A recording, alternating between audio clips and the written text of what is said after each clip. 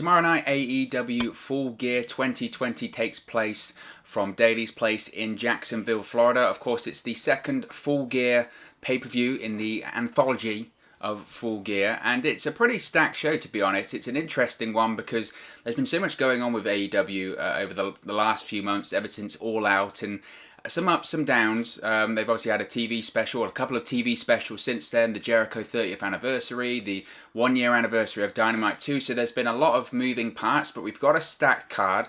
So in this video we're going to do a few previews, some predictions about all of the matches, so let's get straight into the matches. So first up, we have a match for the NWA World Women's Championship. This is taking place on the buy-in, and it's current NWA World Women's Champion Serena Deeb going up against Allin Kay. Now, I'm very interested, very interested for this one, because of course Allin Kay, only a few days ago, it might have been a week or so ago now, said that she is now a free agent.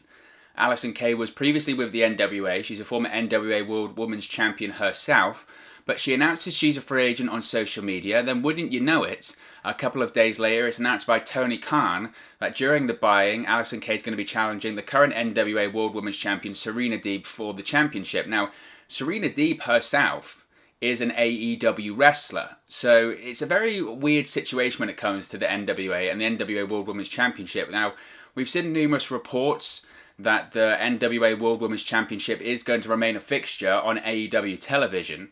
Of course, I think the end game here, when it comes to this championship, is that AEW really wants Thunder Rosa. And I know people will say, well, would AEW do all of this just to get Thunder Rosa? And you know what? I think that they would.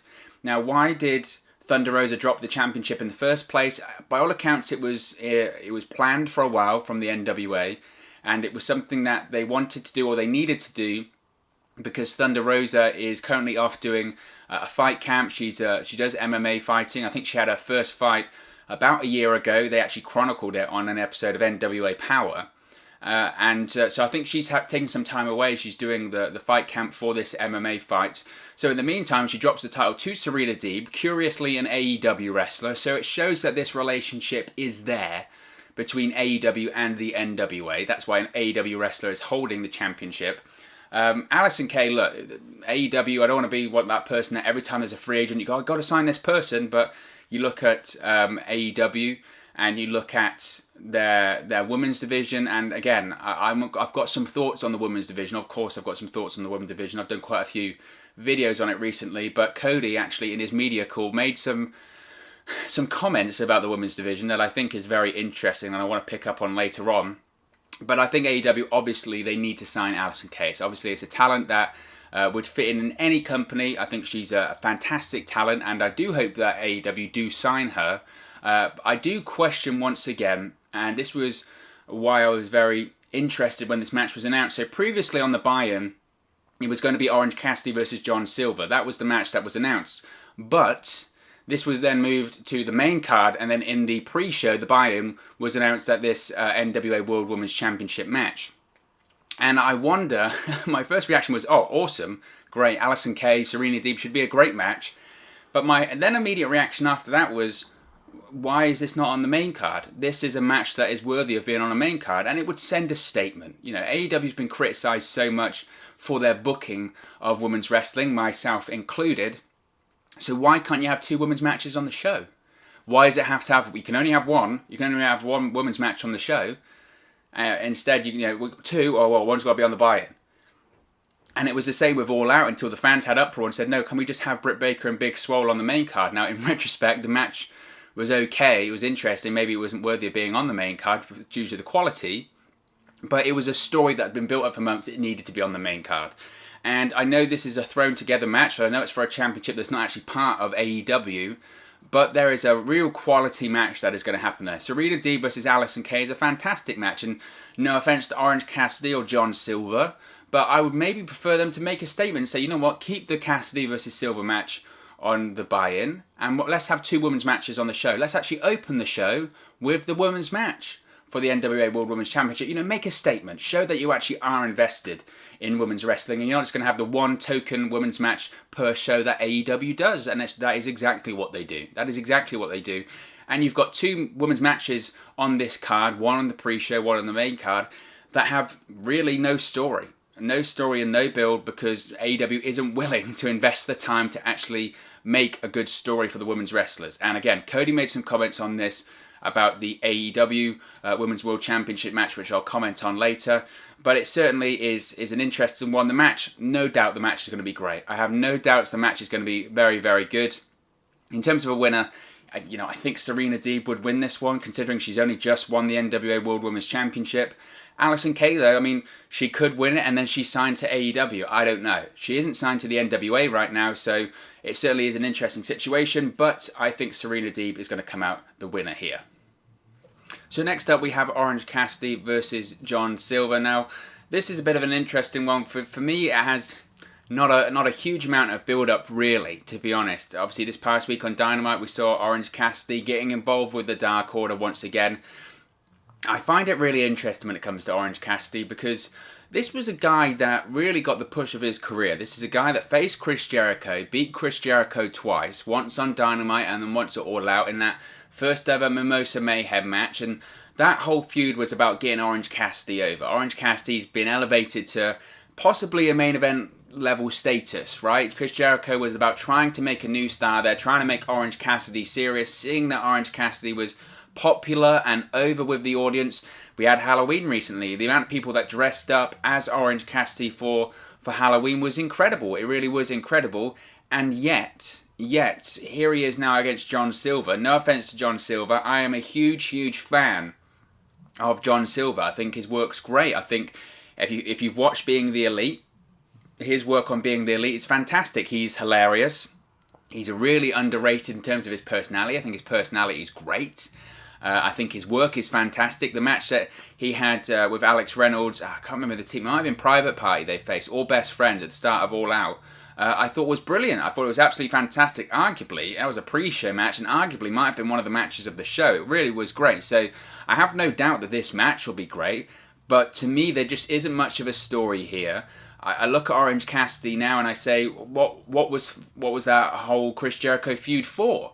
Because he lost to Brody Lee for the TNT Championship on Dynamite, which was odd, quite convincingly. He then wrestled Cody to a time limit draw. Then once again, he loses to Cody in a lumberjack match for the TNT Championship. And it's kind of like, if I'm Chris Jericho, I'm looking at this feud that I had with Orange Cassidy, and I'm almost saying, what was it for? Because I put this guy over twice. It was meant to elevate him to a new level. And he's now in sort of not that much meaningful matches on Full Gear. It was previously going to be a pre-show match. It was going to be on the buy-in before the NWA World Women's Championship was added. So, again, no doubt the match will be great. These are two great workers. Big fan of Jon Silver. I do think he has a huge upside. I think he's got a fantastic personality. If he can transition that personality onto the mic, which looks like he can, I think he can be a big star. Obviously, he doesn't have the size in terms of the height. He's got the size in terms of the physique. He's got a fantastic physique. But I suppose this is AEW. This isn't WWE, so that necessarily isn't going to hold him back. There's not a lot of story here. And again, if I'm Chris Jericho, I'm looking at this and saying, well, I feuded with this guy all over the summer, from the spring to the summer, and what for? Because Orange Cassidy, does he feel like a bigger star because of the Chris Jericho feud? I mean, maybe, but it's not reflective in this card. And what's he really done since that Chris Jericho feud? He's lost 3 times, nearly 3 times on Dynamite. That seems very, very odd to me. Very, very odd. So if I'm going to pick a winner for this match, it's got to be Orange Cassidy. I think it has to be Orange Cassidy. You look at, as I mentioned, the feud of Chris Jericho, and he can't lose this match, because if he loses this match, then again, what was the point of it all? Really, what was the point of it all? So I'm going to go with Orange Cassidy to win this one. So the next match is Matt Hardy versus Sammy Guevara in the Elite Deletion match. Yes, this is going to be a cinematic match from, not the innovator, but certainly a pioneer of the cinematic matches. Now, we've seen what feels to be like 1 million cinematic matches so far in 2020. Obviously, because of the pandemic, WWE have started to feature them. We saw one at Bound for Glory between Moose and EC3 too, but Matt Hardy is really the pioneer when it comes to the cinematic matches. Now, again, not the innovator. We saw cinematic matches prior to Matt Hardy, but he really brought them to the forefront, didn't he? When he was in Impact Wrestling, the Broken Universe, the Ultimate Deletion, the Final Deletion, Delete versus Decay. He is the real pioneer of this. So I'm very excited for this. And if I recall correctly, this was scheduled at one point. I think there was a cinematic match scheduled for the Hardy compound in AEW that got scrapped for some reason. It might have been when Sammy Guevara got suspended. I can't remember that, if that's exactly right, but it'll be something like that. Now, obviously, this is Matt Hardy's first match, I believe, since All Out. Since the Broken Rules match at All Out, which was essentially a last man standing match. Now, obviously, that match at All Out goes down in infamy. It's genuinely one of the more scary moments that I can recall, especially in recent history during watching an event live. That Broken Rules match with the Matt Hardy injury, I think it's gone, it's past, and I think it's kind of blown over a little bit now when it comes to the heat that was on AEW at the time, but it shouldn't be forgotten.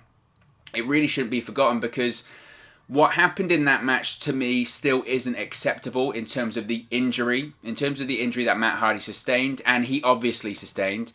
The fact that during that match, the doctors said that Matt Hardy was cleared to compete after falling 10, 15 feet, or at least 10 foot, I would say, onto solid concrete, knocked out, not moving. I mean, when I say not moving, he was unconscious, his head went purple, and then to be allowed to carry on that match, and then to be allowed to climb 15, 20 foot of scaffold to have the finish of the match was beyond reckless. And I know that AEW said, well, he didn't have a concussion, but he couldn't compete for like 4 or 5 weeks afterwards. Or he hasn't competed since. He obviously was injured. And the fact that he was allowed to continue in that match is just ridiculous. And it shouldn't be forgotten about. Now, I know since then, AEW, by all accounts, they've updated their sort of medical policies and procedures. I think they've spoken to Chris Nowinski from the Head Institute and the concussion protocols from that institute, which is great. Was it the Sports Legacy Institute or something like that? So that's great, but it shouldn't have happened in the first place. We know at this point in 2020, when it comes to combat sports, when it comes to contact sports, we know so much more about concussions than we knew 10, 15 years ago. So that still needs to be remembered, that still needs to be discussed, because it wasn't right. And you also had a couple of weeks ago on Dynamite, you had Alex Reynolds get knocked out, and the referee just stood there and carried on the match. In fact, Reynolds was knocked out, and then you actually had the tag team match continue by dragging him to the corner, which was, again, ridiculous. Absolutely crazy how the referee in that match didn't do a quick check, grab the hand, try and get a response, or at least someone in the back didn't get into the ref's head earpiece and say, look, is he moving? Is he conscious? What's going on? Because Alex Reynolds was obviously knocked out during that situation. And again, it's a couple of instances of AEW now, and it's worrying. It's very, very worrying. So after the match, and we'll go back to the Matt Hardy match, but again, it needs to be spoken about when it comes to AEW. So obviously Matt Hardy won that Broken Rules match at All Out, and then he took some time off till he was cleared to return, even though he wasn't injured. Remember, he wasn't injured. So he went back to his role as a mentor figure to Private Party in recent weeks on Dynamite as their manager, but he was attacked backstage before a Private Party match on the September 16th episode of Dynamite. And then the attacker was later revealed to be none other than Sammy Guevara, because they're continuing with this Matt Hardy and Sammy Guevara feud, because obviously, I suppose, they didn't have the match they wanted to have at All Out, so they're having the match, I suppose, that they want to have at Full Gear. And this is going to be the Elite Deletion match, which of course, as I mentioned, will take place at the Hardy compound in Cameron, North Carolina. I'm under the assumption, to be honest, that it's probably already filmed, or at least being filmed today, prior to tomorrow's event at Full Gear, because it will be taped. It won't be live or anything like that. So expect some weird stuff. Matt Hardy hasn't really tapped into the broken Matt Hardy, the Damascus version of Matt Hardy recently, because I think it's weird. Matt Hardy's run in AEW. It's very, very weird, and I suppose it is typical of the pandemic in 2020 that Matt Hardy went to AEW. Obviously, he debuted in the first empty arena show right after the pandemic. He was meant to make his debut in Rochester, New York. That infamous show that was meant to have Brody Lee debut and Matt Hardy was meant to have a crowd. Didn't happen. And just since then, he's just been bad luck. It's just been real bad luck for Matt Hardy. Like I said, not being able to make his debut. The character, Broken Matt, I felt almost struggled without having that rabid, easy for me to say, fan base there. He cycled through lots of different characters. He had the split personality gimmick. injuries, his matches getting cut, Sammy Guevara gets suspended, Matt Hardy gets hurt. It's just been snake bit. It's been absolutely snake bit. So I think maybe they're trying to go back to the old Matt Hardy here. Maybe we'll have to wait and see. If this was back in March, I'd be really excited because I think a lot of people were really excited to see Broken Matt in AEW, to go back to what made Broken Matt so great an Impact, have that autonomy, have that ability to do what he wants, have that ability to not be creatively shackled like he was in WWE. And I just don't think that's happened so far. But given that it's cinematic, we're gonna get the Broken Matt Hardy, I think, return. So maybe it's a bit of a reset, a restart, and Matt Hardy can go on from there. So I'm gonna go with Matt Hardy to win because I guess he has to. But maybe, considering that Matt Hardy won it All Out, maybe Sammy Guevara wins. It's all about putting over the younger talent, right? But nevertheless, I'm gonna go with Matt Hardy winning this one. Next up, we have the AEW World Women's Championship. On the line, we have champion Hikaru Shida defending against Nyla Rose, who of course has Vicky Guerrero in her corner. Now, back on July 15th at Fight for the Fallen, Nyla Rose revealed that Vicky Guerrero was her new manager.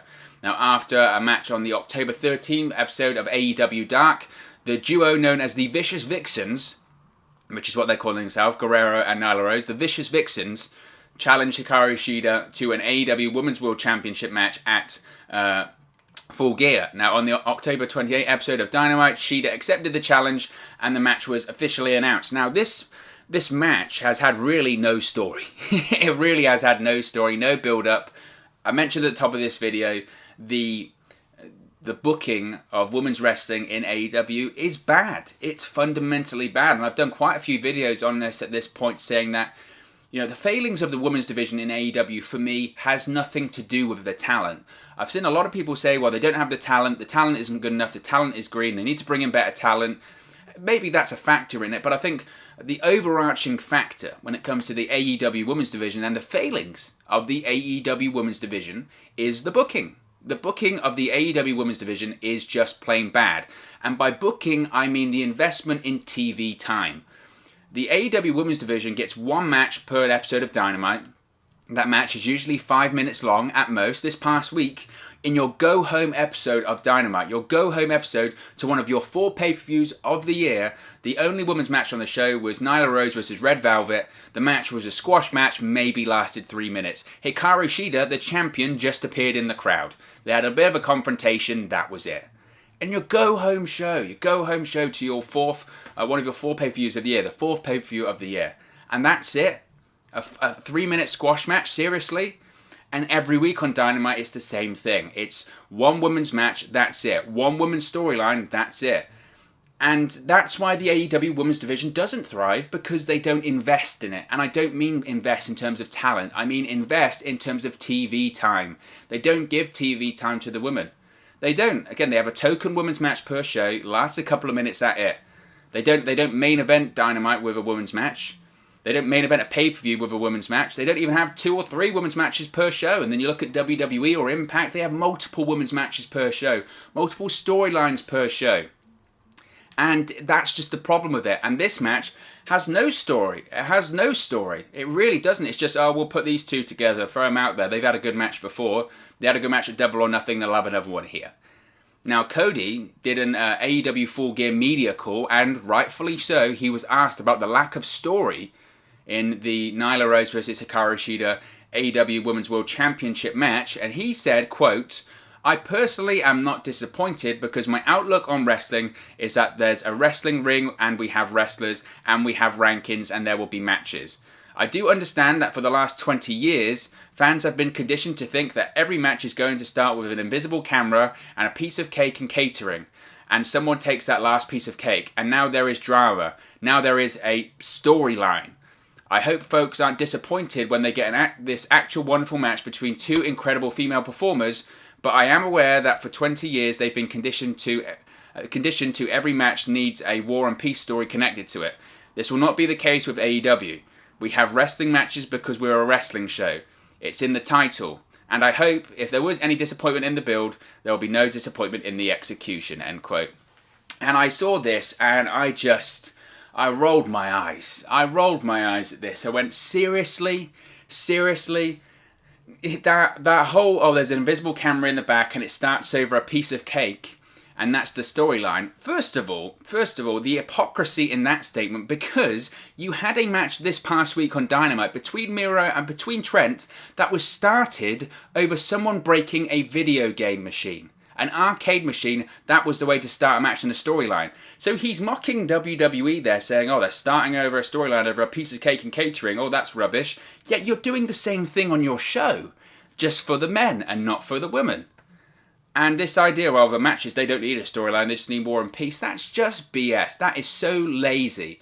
That is so lazy. And they're basically saying there, Cody is basically saying there, oh, we won't give a storyline to the women. Oh, they can just be put together and have the matches. How come every single other match on this show, every other single match on this card has a storyline, has a story associated with it?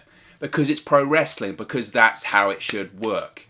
How are you meant to get invested in a match if there is no story behind it? If you go into a match cold with no story, you're not invested. You're not invested. And that is such a lazy comment from Cody to say, well, every match doesn't need a storyline.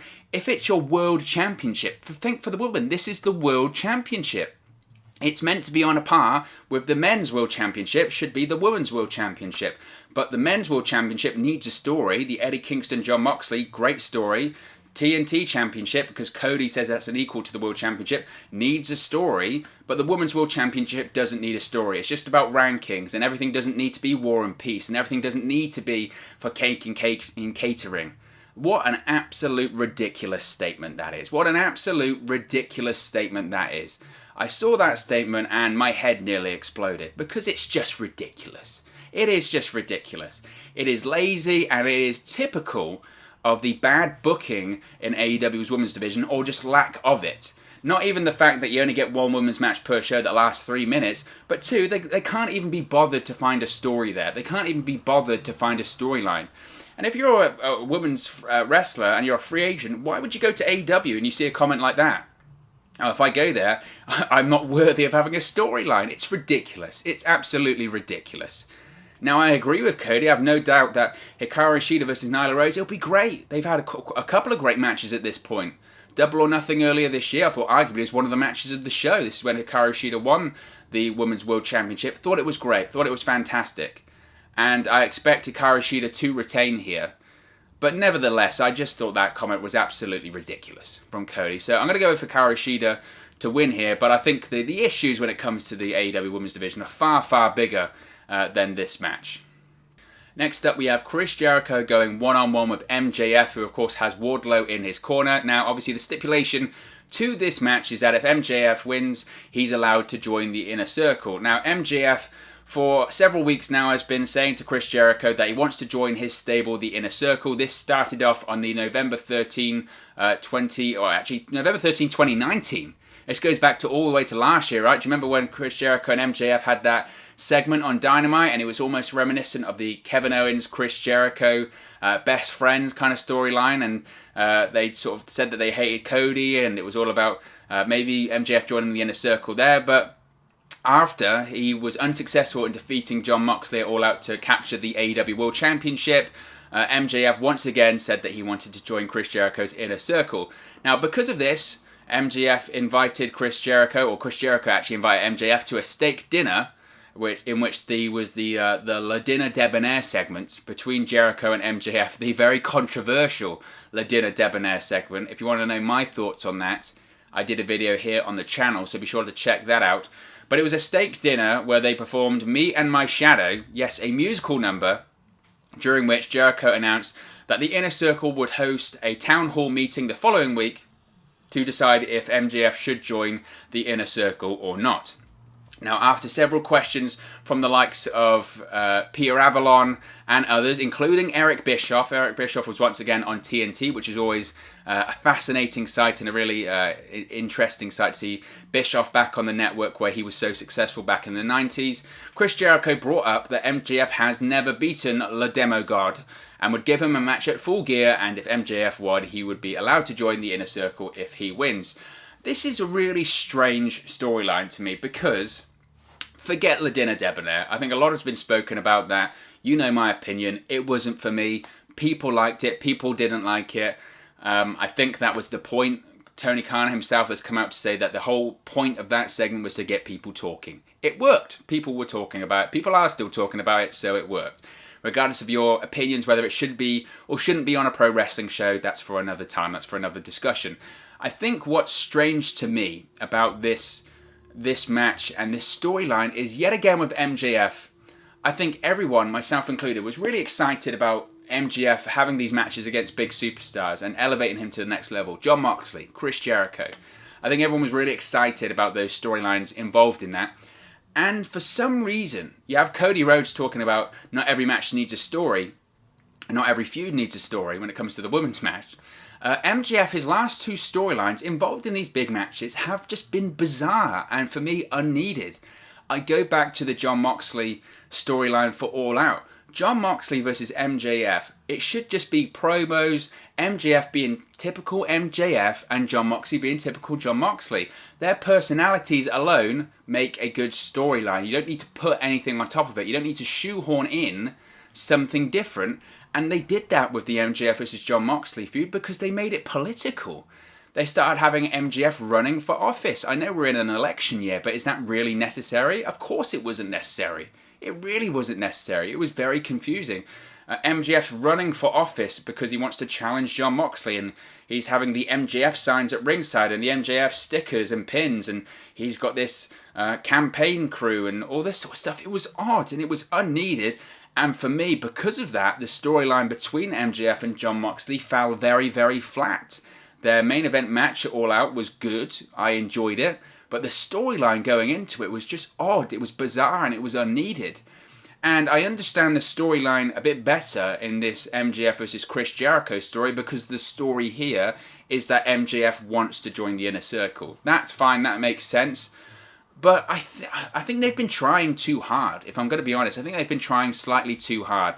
The Dinner Debonair segment, like I said, it's what it is. It got people talking. It's something that obviously Jericho was very on board with, and MJF's MJF. So that was one thing. But I don't know where the feud is here, if that makes sense. Now, obviously, this past week on Dynamite, I think it was the first time I actually thought, okay, there's a bit of confrontation, real confrontation here. It's MJF after his tag team victory of Wardlow against members of the Inner Circle, Sammy Guevara and Ortiz. He actually speared Jericho through the sort of screen behind the commentator's position, and that was a bit like, okay, we got some physicality. It feels like a story, but I don't think this is a story that is a one pay-per-view match and done. I think, and even though this isn't historically how they do it with AEW, usually with AEW it's kind of, we build to one pay-per-view, then once that pay-per-view's done, we build to another one with completely different storylines. I don't think that's the case with MJF and Jericho. For me, I feel like there's something more here. So I don't think this is going to be the first time we see Chris Jericho versus MJF facing off. I think at the next pay-per-view, which probably would be Revolution in February, or at least at a TV special, maybe, obviously they had Bash at the Beach in January of last year, so maybe we have another Bash at the Beach in January of 2021. Potentially we then have another Jericho versus MJF match, because I'm going to say that MJF does win this match, therefore he does join the Inner Circle, and then once he's in the Inner Circle, he tries to break it up from the inside, or there's a bit of a power struggle. He tries to become the leader of the Inner Circle, kick out Chris Jericho. I think there's more storyline here to be told. So I think MJF's going to win this one, but I don't think it's going to be the last time we see Jericho versus MJF facing off. I think there's going to be other matches, and I think the storyline with MJF now actually in the Inner Circle, even though the members of the Inner Circle don't want him in there, and maybe even Jericho doesn't want him in there, I think is going to be quite interesting. That's a good storyline. The start of this has been a bit odd, but I think it is going places, I will say that. So I think MJF is going to win this one. Next up, we have the TNT Championship on the line as AEW TNT Champion Cody Rhodes, of course with his coach Arn Anderson in his corner, faces Darby Allin. Now this is very, very interesting because there's a lot of history between Cody and between Darby Allin. Now, as I mentioned, Cody wrestled Orange Cassidy a couple of times recently, won to a time limit draw and retained the TNT Championship. That was on October 14. And then it was announced that Darby Allin would challenge for the AEW TNT Championship at Full Gear. But before Full Gear, Cody had to have the rematch of Orange Cassidy. It was a lumberjack match on the October 28 edition of Dynamite. Cody won, which made him the defending champion against Darby Allin at Full Gear. Now, again, I mentioned about storylines here. There hasn't been much, a huge amount of a story here. We've had a couple of Darby Allin vignettes and promos. We saw one on Dynamite this week.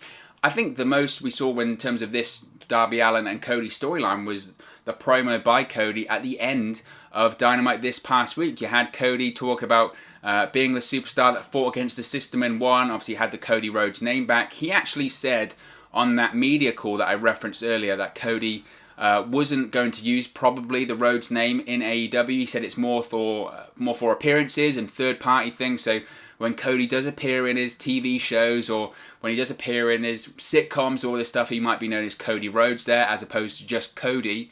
So I think that's what it's for. But you never know. Cody Rhodes could appear at AEW Full Gear tomorrow. And maybe if he does go as Cody Rhodes, that would be great. Now, obviously, just because he mentioned it on the media call, said, oh, I'm not going to be Cody Rhodes, doesn't mean that he won't. Maybe he's trying to save that surprise for tomorrow. So we'll have to wait and see when it comes to the Rhodes name. I think when it comes to Darby Allin, and I've mentioned this quite a few times, for me, Darby Allin has to win this match. He has to, because Darby Allin, look, he does have history of Cody. Now, the way we were introduced to Darby Allin was at, when was it? Fight for the Fallen? Was it Fight for the Fallen? About a year or so ago, over a year or so ago. It was the first time we saw Darby Allin in AEW. During that match, Darby Allin kind of made a name for himself. He became a star, really, overnight, because he had this match against Cody, went to a time limit draw, what was that, 15 minutes, something like that. And he became a star, and he became a name, and everyone knew Darby Allin after that and saw the potential that he had. But since then, obviously Darby Allin has had a lot of big matches and his star has grown in AEW. But I suppose the issue for me is that every time he's had a big match, he's lost. And he's lost to Cody a couple of times now. He lost to Cody at the start of this year. I think it was at the homecoming edition of Dynamite he lost. He also lost to Cody in the TNT Championship tournament over the spring. He lost that match. He's lost World Championship matches against Chris Jericho on Dynamite. He's also lost matches to Jon Moxley on Dynamite too. And I think about Darby Allin there, and I look at these big matches that he's lost, and I say to myself that he doesn't have many left to lose. He doesn't, because you look at it historically when it comes to pro wrestlers, regardless of how young they are, you can only lose so many big matches before it affects your character and it affects your perception. And I think Bray Wyatt's a fantastic example of that. Bray Wyatt coming into WWE, great character, unique character, good matches, and everyone thought, you know what, this guy, he's a world champion. This Eater of Worlds character, this gimmick, the Wyatt family, this guy is a world champion. But what happened to him? He would beat, the middle guys, and then he would get to that big match, a main event level match, and he lost, and he lost, and he lost, and he lost. He lost against John Cena, WrestleMania 30. He lost against The Undertaker, WrestleMania 31. He's involved in a segment with The Rock. He loses to Randy Orton at WrestleMania 33. All this guy did was lose in the big matches. He lost The Undertaker a couple of times, and after a while, he lost so many times in so many big matches that the perception of him from even hardcore fans, but especially the casual fans, is this guy can't win. This guy can't win the big one. Why should you invest your time in him? And he just then didn't feel like a big star anymore, because every time he got to that level, he lost. He didn't feel like a big player. Big names win. They win and they win and they win. That's how fighters in the UFC become superstars, because they win, they win, they win. Now, I'm not saying Darby Allin should be winning every single match he's in, but I'm saying when he gets to those big matches, he needs to win. That's how big superstars become big superstars. They win big matches. And if Darby Allin continues to lose these big matches, he just doesn't feel like a big star then anymore to me. So I think I look at this match and I think, is Cody going to beat Darby Allin for the third time here? And before that, it was a time limit draw. Is Darby Allin ever going to beat Cody Rhodes? And I look at that and I think, right, he has to win. He has to win. So I'm going to go with Darby Allin to win. Cody cut a big promo on him at the end of the show. But to be honest, would I be surprised if Cody won? Absolutely not. I would not be surprised in the slightest. He just won the championship back from Brody Lee. That wasn't planned. Cody was going to take some time off, and they thought, you know what, he's going to be off for 4 or 5 weeks. Screw it, let's just give Brody Lee the title, see what he does. And he did a fantastic job. But I look at this, and I think Darby Allin has to win. He has to win. And I think the TNT Championship is tailor-made for someone like Darby Allin. I know Cody says it's not a mid-card title, there isn't such thing as a mid-card title. Well, there is. There absolutely is. There's the World Championship, and then there's a championship which you win that elevates you to the main event scene. It's a championship, the TNT Championship, that is tailor-made for someone like Darby Allin. Is Darby Allin ready right now to become the World Champion? No. But if he wins the TNT Championship, it elevates him. He can build himself up as a credible World Champion if he wins the TNT Championship. So I think he has to win here. I'm going to go with Darby Allin to win, but would I be surprised if he loses and Cody wins again? Absolutely not. Cody is the golden child of AEW. He has the biggest entrance. He closed the show this past week on Dynamite, which, to be honest, that match had no business closing the show. It really didn't. I mean, the Moxley-Kingston face-off absolutely should have closed the show, so I'm confused as to why it didn't. But I think Darby Allin will win this one.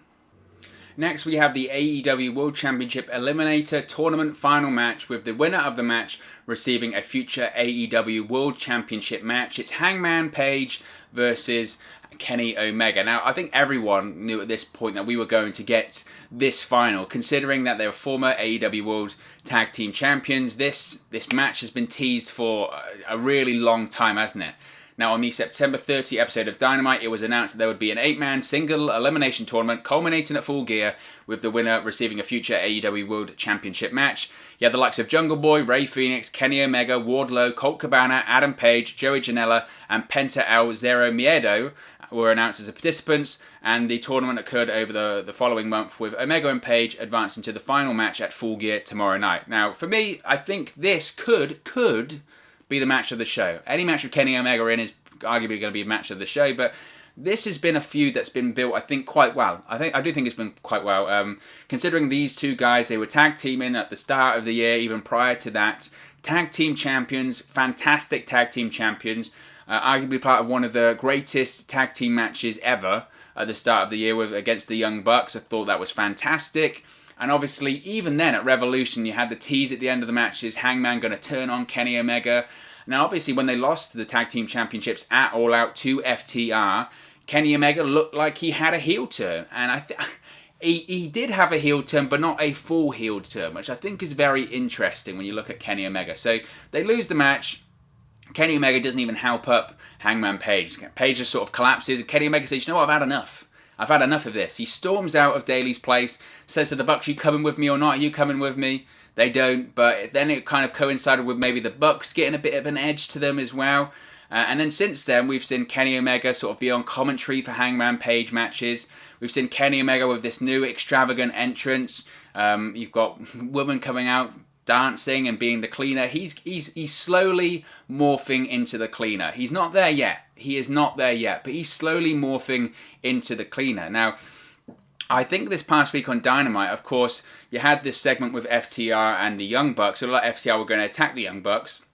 Out comes Hangman Page and Kenny Omega to make the save. And you go, oh, the Elite are back together again, I suppose. Even though they seemingly split up at AEW All Out, the Elite looked to be back together. And Kenny Omega and even Hangman Page, they did a bit of a fist bump. They looked like they were maybe even slightly back on the same page again.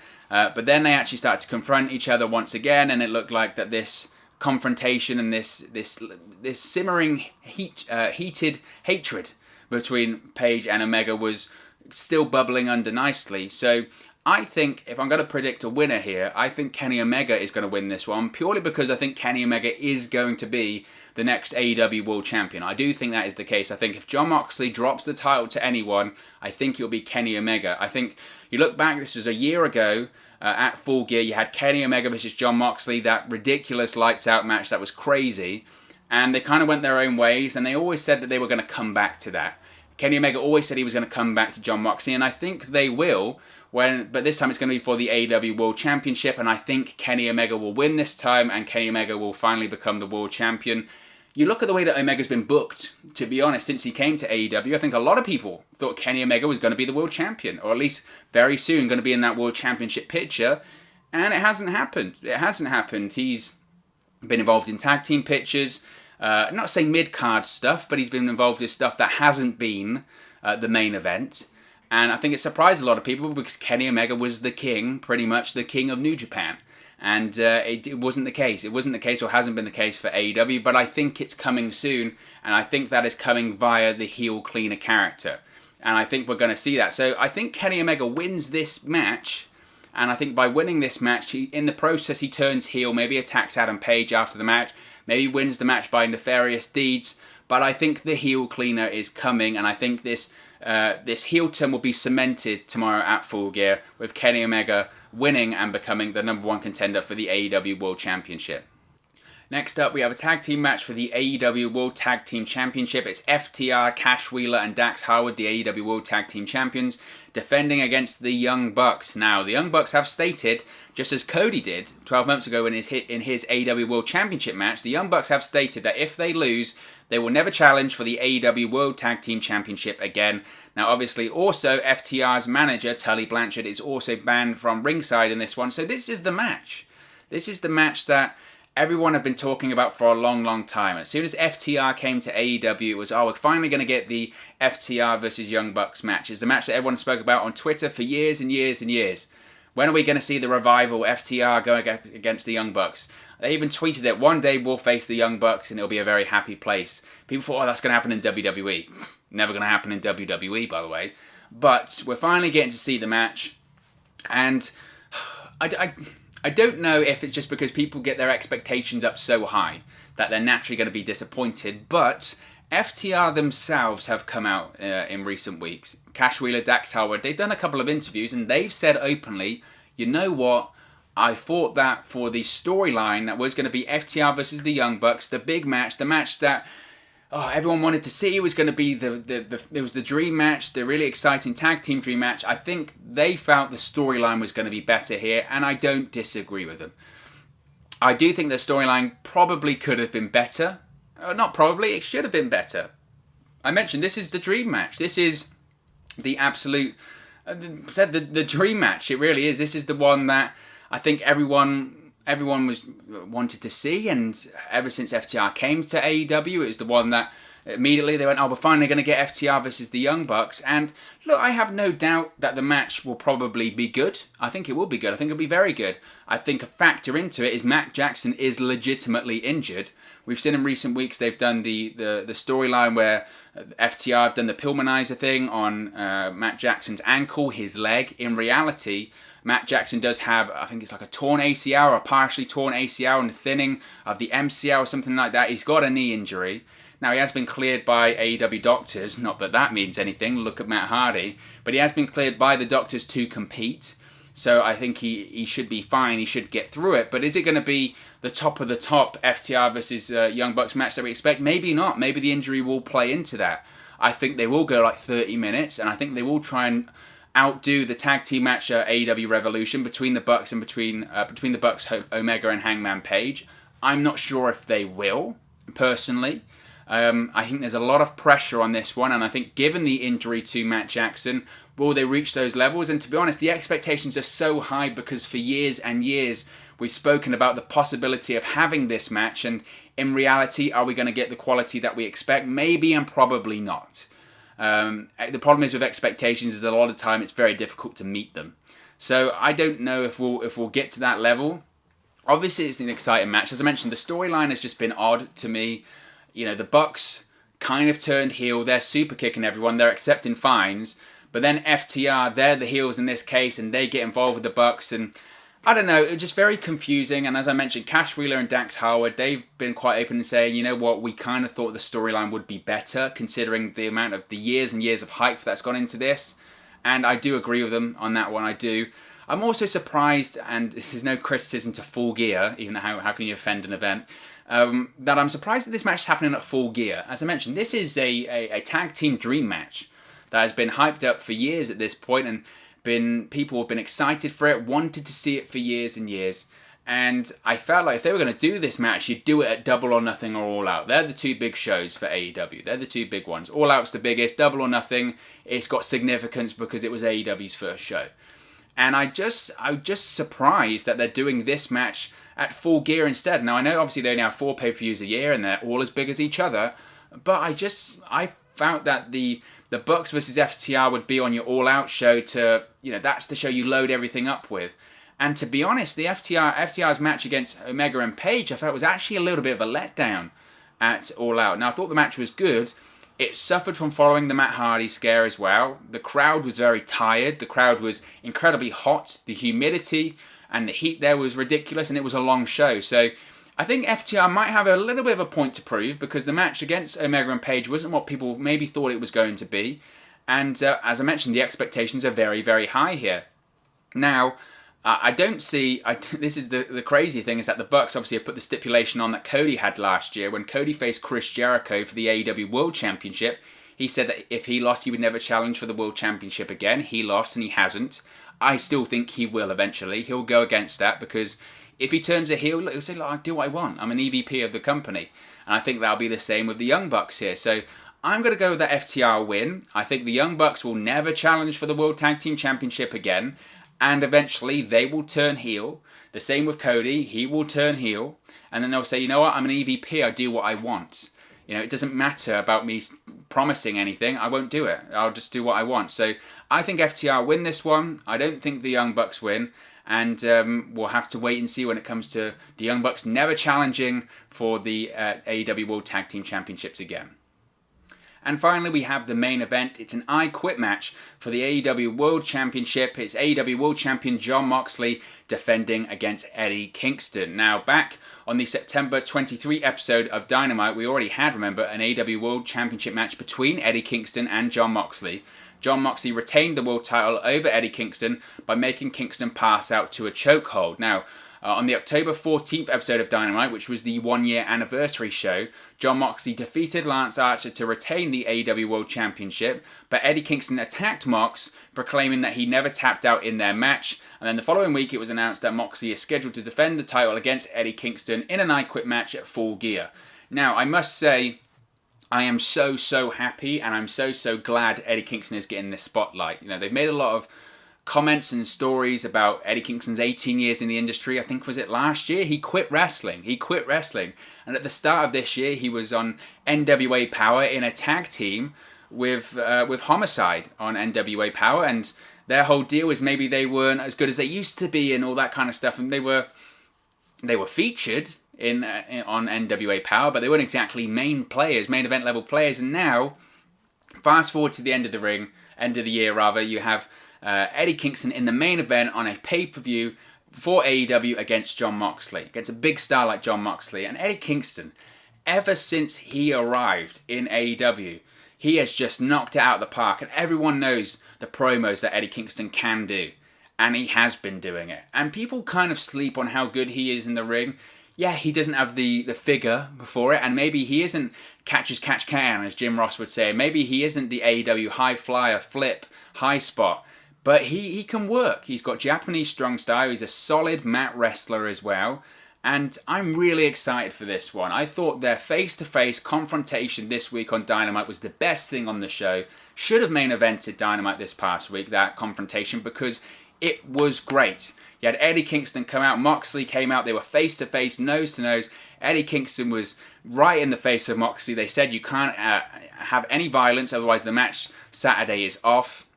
And it was awesome. You had Eddie Kingston saying that you'll have to kill me, I'm not going to quit.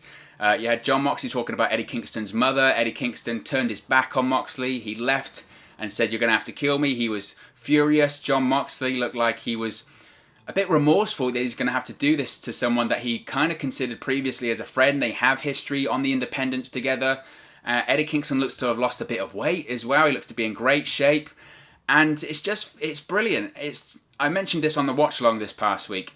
This match between Jon Moxley and Eddie Kingston is the most excited I've been for a Jon Moxley World Championship match since he won the world title in AEW.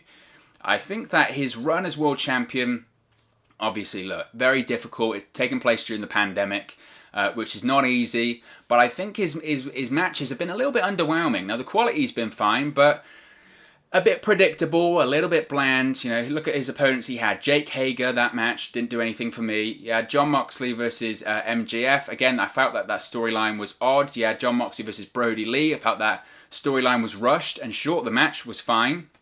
You've had matches against Lance Archer, which again I thought was one-sided. He had a match against Brian Cage, which again was excited for, but I thought it was a bit of a predictable outcome, shall we say. So this is the one that I'm really excited for. I am really excited for Eddie Kingston, Jon Moxley, because that, if you weren't excited for it, watch that segment from Dynamite this past week. That was money. That was absolute money. It was fantastic. It was real. It was riveting. You're hooked to your TV. You're listening to every word. You felt the real emotion. You felt the passion. You felt the raw emotion from both men. These are two great promos, and they absolutely knocked it out of the park. So I'm really excited for this match. I'm really excited for this main event. You know, these are two guys. Moxley's done death matches. Eddie Kingston's not afraid to get a bit of colour and do all that kind of stuff. It's an I Quit match, so I'm expecting everything. Eddie Kingston's known for being violent. You know, his opening match he had in AEW was against Cody, and it was it no DQ or anything like that, and you had thumbtacks and all this sort of stuff, and I think we're going to get more of the same in this one. This is going to be brutal, it's going to be violent, there's going to be thumbtacks, glass, barbed wire, you name it.